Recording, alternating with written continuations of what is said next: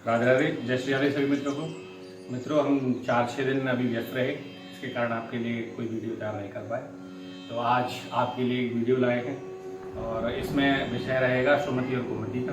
आप इसे समझें और इन दृष्टांत के माध्यम से ही बताएंगे कि सुमति क्या है और कुमति क्या है। और आइए वीडियो प्रारंभ करने से पहले भगवान श्री का नमन करते हैं, वंदन करते हैं। कृष्णाय वासुदेवाय हरये परमात्मने प्रणतक्लेशनाशाय गोविन्दाय नमो नमः, गोविन्दाय नमो नमः। सच्चिदानन्दरूपाय विश्वोत्पत्त्यादिहेतवे तापत्रय विनाशाय श्रीकृष्णाय वयं नमः, श्रीकृष्णाय वयं नमः। आइए मित्रों, इसी के साथ आप सभी को सुमति और कुमति के विषय में बताते हैं। सुमति क्या है, कुमति क्या है। सर्वप्रथम सुमति कुमति सबके उर रहे, नाथ पुराण निगम सकै। सुमति कुमति सबके उर रहे, अच्छाई बुराई सबके अंदर होती है, सब जगह रहती है। दुनिया में ऐसी कोई जगह नहीं जहाँ दिन हो और रात ना हो। जब दिन होगा तो रात अवश्य होगी। और ऐसा कोई पुरुष, ऐसा कोई प्राणी नहीं है जहाँ उसके अंदर विचार धाराओं में सद्विचार ना हो और दुर्विचार ना हो। जहाँ जिस प्रकार रात जरूरी नहीं तो दिन की पहचान कैसे होती, कुमति जरूरी नहीं तो सुमति की पहचान कैसे होती। रात जरूरी नहीं तो दिन की पहचान नहीं होती। और जहाँ कुमति जरूरी नहीं होती तो वहाँ कुमति जरूरी नहीं है तो सुमति की पहचान कैसे हो सकती। तो दोनों ही बड़ी अपनी जगह अच्छी हैं। अच्छाई बुराई जैसे हर किसी का एक जोड़ा है। और सुमति कुमति क्या है? सुमति कुमति बहन है। दोनों बहन ब्रह्मा जी की पुत्री है। और एक दिन आपस में दोनों झगड़ रही थी। झगड़ किस विषय पर रही थी कि सब सुमति को प्रिय मानते हैं, मुझे अप्रिय मानते हैं। तो इसके लिए हमारा फैसला कौन करेगा और मुझे अप्रिय क्यों मानते हैं, इस विषय को लेकर ब्रह्मा जी के पास, अपने पिता के पास पहुंचे। तो कहा, पिताश्री आप एक बात बताइए, हम में से सबसे प्रिय कौन है, किसे मानते हैं? तो कुमति ने जब प्रश्न किया ब्रह्मा जी से, तो ब्रह्मा जी ने कहा, पुत्री मेरे लिए तो दोनों ही प्रिय हो। मैं तो आप दोनों को ही प्रिय मानता हूँ। ऐसा कोई पिता नहीं जो अपने पुत्र और पुत्री को प्रिय नहीं मानता। तो यहाँ यह सुना तो कहने लगी, नहीं ऐसे नहीं मानेगा। हमें सिर्फ फैसला करके ये बताइए कि सुमति को ही लोग क्यों ज्यादा चाहते हैं, सुमति से ही ज्यादा प्रेम क्यों करते हैं, मुझसे क्यों नहीं। तो तब ब्रह्मा जी ने कहा, पुत्री एक काम करिए, तुम दोनों एक एक करके मुझे चल के दिखाइए। तो जैसे ही कुमति आगे चली और सुमति चली, तो ब्रह्मा जी ने कहा, बस बस हो गया फैसला। कुमति तुम तो जाते हुए अच्छी लगती हो और सुमति तुम आते हुए अच्छी लगती हो। तो मेरे लिए तो दोनों ही प्रिय है, जाते हुए प्रिय है, आते हुए प्रिय। जब उन्होंने ये बात कही तो यहाँ मन में विचार करने लगी कि हमारे पिता के लिए तुम दोनों ही प्रिय हैं। तो इसमें जाने का और आने का जो विषय बताया है उन्होंने, वो इसलिए समझाया है कि उन दोनों की समझ में आए और अपने पिता की बात समझ पाए। तो यहाँ आप क्या समझते हैं? लंका में कुंभकर्ण ही सोता है, विभीषण नहीं? अगर ऐसा है, विभीषण नहीं सोते हैं, तो रामायण में क्यों कहा है, मन महु तरक करई कपिलागा तहि समय विभीषण जागा। फिर विभीषण क्यों जागा नहीं? यहाँ लिखा है तहि समय विभीषण जागा। तो यहाँ हमारे जो अंदर है, समुद्र के बीच में बसी हुई लंका, संसार के बीच में हमारी जिंदगी की लंका में कुमति का कुंभकर्ण सो रहा है और सुमति जी के विभीषण जी सो रहे, यहां दोनों ही सो रहे हैं। अंतर क्या है? कुमति के कुंभकर्ण को जगाता है रावण, और सुमति के विभीषण को कौन जगाता है? भगवान श्री हनुमान जी जगाते हैं अपने सत्संग के द्वारा। ऐसे ही यहाँ भगवान की जो लीलाएं हैं और भगवान के जितने भी प्रसंग हैं, तो इस पर आप विचार डालें। इस कुमति और सुमति का विचार कैसे यहाँ मन में आपके सभी के चलता है, और किस प्रकार हमें कैसी कैसी संगति करनी चाहिए, क्योंकि यह भी सुमति और कुमति के कारण ही होती है। तो सुमति कुमति के कारण होती हैं। क्यों होती हैं सुमति कुमति के कारण? कि हमारी जो मति होती है, हमारा जो दिमाग होता है, उसमें अगर सुमति के विचार चलते हैं तो हमें अच्छे अच्छे लोग दिखाई मिलते हैं। आपने देखा होगा जहाँ संगति का विषय चलता है कि जहाँ गांजा पीने वाला, शराब पीने वाला, मदिरा पान करने वाला व्यक्ति उसी व्यक्ति के पास पहुंचता है जिसकी उसे आवश्यकता है, क्योंकि उसकी मति कुमति ने उसको वहीं पहुंचाया है। और सुमति हमको अच्छे रास्ते पर ले जाती है। तो देखो, अच्छी संगति करनी चाहिए हमको। तो अच्छी संगति करने पर एक दृष्टांत के माध्यम से आप सभी को समझाता हूँ, क्योंकि आप जब भी समझ पाएंगे कि जिस तरीके से दृष्टांत से श्रीमद् भागवत कथा या कहीं प्रवचन होते हैं, तो दृष्टांत के माध्यम से इसलिए समझाते हैं कि सटीक समझ में आता है। एक बार की बात है, एक महापुरुष थे और अपनी भार्या के साथ, बच्चों के साथ रहते थे।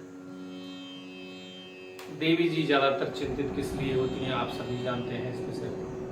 देवी जी चिंतित होती हैं कि पुत्री का विवाह नहीं हो रहा है, पुत्र का विवाह नहीं हो रहा है। तो यहाँ पुत्री के विवाह के लिए चिंतित थी देवी जी, और यहाँ चिंतित थी जब, तो अपने पतिदेव से कहने लगी कि आप बस नेता नगरी में घूमते रहते हैं, कल्प लगे कपड़े पहनने, नेताजी नेताजी कहलवाते हैं, लेकिन आप कुछ करते भी नहीं। और नेताजी भी कैसे? कि जो नेताओं के साथ में जो राजनीतिक मंत्री विधायक जो होते हैं, उनके साथ में कुछ पीछे लगने वाले मनुष्य होते हैं। तो ऐसे ही प्राणी जब अपनी पत्नी से बोलता, क्यों चिंता करती है व्यर्थ? मैं अपनी पुत्री का विवाह जिसके यहाँ ज्यादा जमीन होगी, 100 बीघा जमीन होगी, उसके यहाँ करूंगा। तो कहने लगी, ऐसे कहीं तुम 100 बीघा को नहीं करके आओगे। तो जब ये बात कही कि 100 बीघा जमीन वाले के यहाँ नहीं करके आओगे, तो कहने लगे तो देवी जी से कि देवी जी आप बस चुप रहें, संसार में सबसे जीत सकता हूँ, बस आपसे नहीं। आप चुप रहेंगे तो मैं 100 जिसके बीघा जमीन होगी उसी के लिए अपनी पुत्री को ब्याह कराऊंगा। समय व्यतीत होता रहा। एक दिन देवी जी फिर कहने लगे कि आपको तो बिल्कुल चिंता नहीं है पुत्री का विवाह करना है, पुत्री विवाह योग्य हो गई है, घर में कुछ धन नहीं है, तो कैसे विवाह होगा? जब थक गए, हार गए, तो जाकर बोले कि देवी बस तुम चुप रहें, सबसे जीत लूंगा पर तुमसे। तो जब ये बात कही तो कहने लगी कि तो हम जब माने, जब आप ऐसा करके दिखाएं, 100 बीघा जूता, 100 बीघा जमीन जिसके नाम हो और उसके यहाँ एक ही लड़का हो और उसके बाद। अब तो एकदम मन में विचारधाराएं ज्यादा उत्पन्न होने लगी कि रोज रोज के कलेश से तो अच्छा है कि आज ही इसका कलेश मिटा दिया जाए। इस कलेश को मिटाने के लिए जब निकले घर से तो कुर्ता पजामा बढ़िया डाले, बका चल दिया और जाकर मंत्री जी के यहाँ पहुंच गए। अब मंत्री जी के यहाँ जैसे ही पहुंचे हैं तो वहां जाकर बैठे और कहा कि देखो मंत्री जी, हमने पूरे जीवन तुम्हारी सेवा की है, हमने आपके साथ अपनी जिंदगी सारी व्यतीत कर दी, आज तुमसे कुछ मांगना चाहते हैं। अब तो मंत्री जी भी बड़े विचाराधीन हो गए, पता नहीं क्या मांगेगा। कहे धन संपदा की आवश्यकता नहीं है, अगर धन ही जोड़ना होता तो हम आपके साथ नहीं रहते, काम करते अपना। हमको धन संपदा की आपका नहीं है, हमको तो सिर्फ अपनी पुत्री का विवाह करना है और उसके लिए वर देखने जाना है और आप हमारे साथ चले। अब मंत्री जी के साथ रहते थे तो गाड़ी घोड़ा सब व्यवस्था थी, कहा चलो जी, तो 10 गाड़ी लेके मंत्री जी चल दिए। मंत्री जी जब चल दिए तो मंत्री जी पहुंचे गांव में। 10 गाड़ी जब साथ में हो, काफिला साथ में हो, बॉडीगार्ड साथ में हो, तो आप सभी जानते ही हैं, जहां जिसकी दिखावा ज्यादा है वहीं आडंबर ज्यादा है, वहीं लोग ज्यादा आकर्षित होते हैं। तो यहाँ आडंबर की दुनिया है, जहां आडंबर ज्यादा होगा वहीं सब एकत्रित हो जाते हैं। तो ऐसे ही जाकर जब गांव गांव पूछने लगे कि भाई इस गांव में किसी के पास 100 बीघा जमीन है कि नहीं है, ऐसे ही 10-5 गांव घूमे, तब जाकर एक जमींदार हुआ जिसके पास 100 बीघा जमीन थी और सिर्फ एक ही पुत्र था। तो जाकर पहुंचे तो क्या कहा वहां जाकर उन्होंने कहा कि हमें किसी ने बताया है कि आप पर 100 बीघा जमीन है और हम ऐसा ही भला पुरुष ढूंढ रहे थे और आप मिले हैं। हम चाहते हैं हमारी पुत्री का विवाह आपके घर, इसलिए हम आए आपके पुत्र को देखने के लिए। तो कहा देखो जी, आपको पता ही है जैसे कि मेरे पास 100 बीघा जमीन है, तो मुझे कुछ कहने की आवश्यकता नहीं। तो आप सभी जानते हैं, भागवत में श्लोक भी है, तरुणी प्रवता के शालको बुद्धिदायक कन्या विक्रीणो लोभा दंपति नाम चकल। भागवत में, श्रीमद् भागवत में महात्म में 33वां श्लोक है, तरुणी प्रवता के शालको बुद्धिदायक कन्या विक्रीणो लोभा दंपति नाम चकल। कन्या विक्रीणो, कन्या का क्रय विक्रय होने लगा है। समधि नहीं,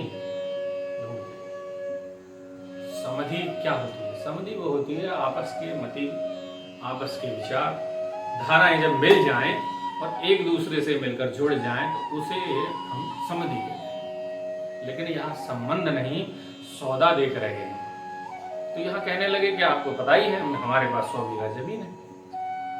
तो कहे चिंता मत करो, तुम्हारे पास 100 बीघा जमीन है तो मेरी बेटी के लिए मैंने 3 किलो सोना रख रखा है। अब जैसे ही सोने की 3 किलो की बात आई तो जमींदार जी प्रसन्न हो गए, मन ही मन विचार करने लगे कि भाई अब तो विवाह हो तो इसी लड़की के साथ हो जो 3 किलो सोना लावे घर में। अब यह विचार करने लगे कि कैसे भी यह रिश्ता टूट ना जाए, मन ही मन विचार करने लगे। ठीक है, तो कहा मांगो 3 किलो सोना तो मैंने अपनी पुत्री के लिए रख रखा है, क्या मांगना चाहते हो वो मांग लो। कि नहीं नहीं नहीं, हमें कुछ नहीं चाहिए, जो तुम्हें देना है, क्योंकि समझ गए हो 3 किलो सोना देंगे। अब 3 किलो सोना देंगे ऐसा समझ गए, विचार करने लगे कि भाई 3 किलो सोना बहुत कीमती होता है, 3 किलो सोना कोई छोटी सी बात तो है नहीं।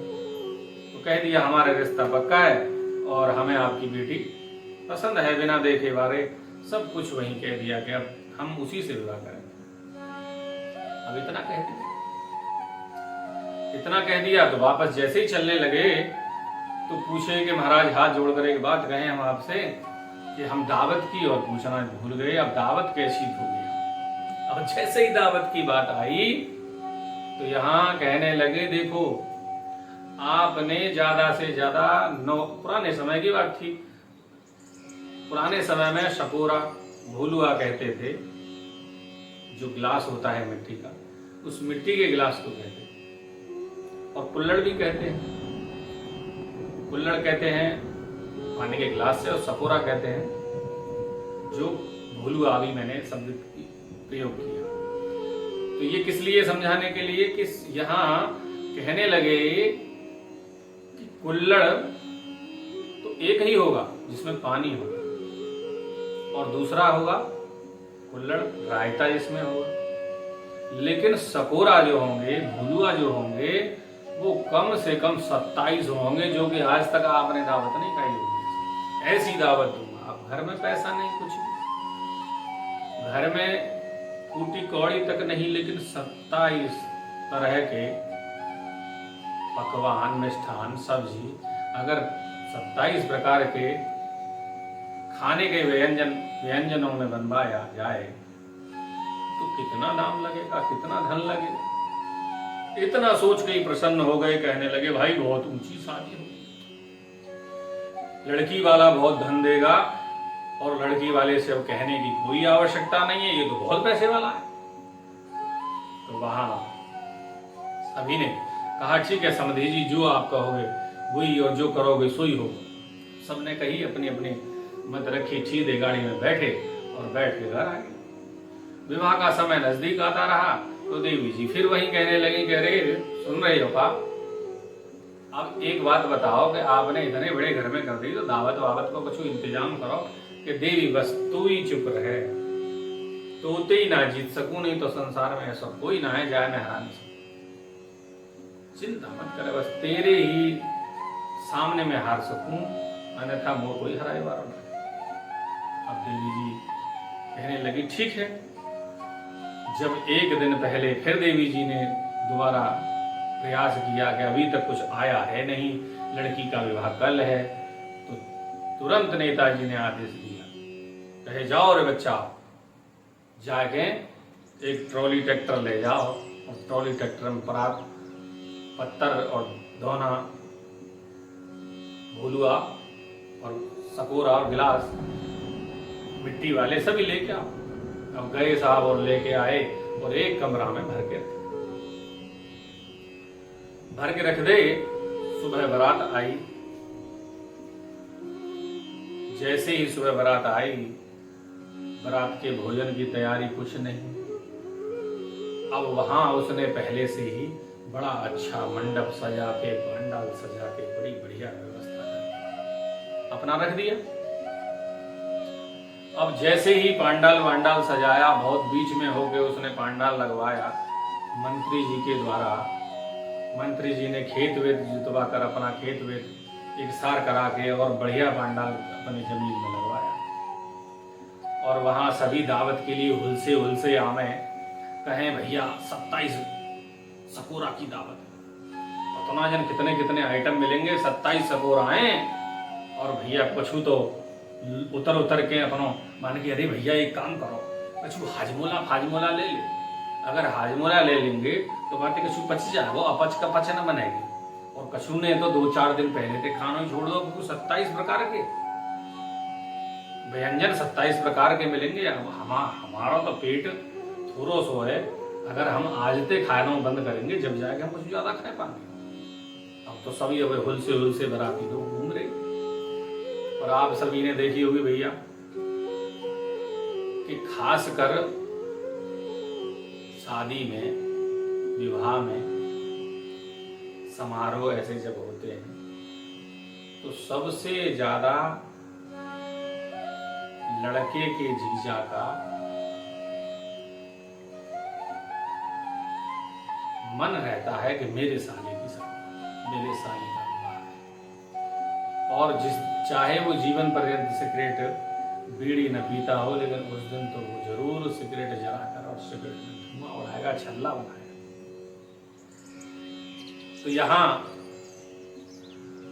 सेंट परफ्यूम बढ़िया लगा लगो के सब बराती जब आए और बैठे, तो वही दरमियान में लड़का को बख्शते जो जीजा, बराती के बीच में जैसी पंगत बैठो शुरू हुई तो पल्ले कोने पे जाए के जीजा बैठो। जीजा ने पहरा के साथ जूता और सबन ने जूता चप्पल उतार के रखा, क्योंकि पुराने समय की बात है और आज का समय तो बड़ा विचित्र हो गया है। आज के समय में ऐसा नहीं है।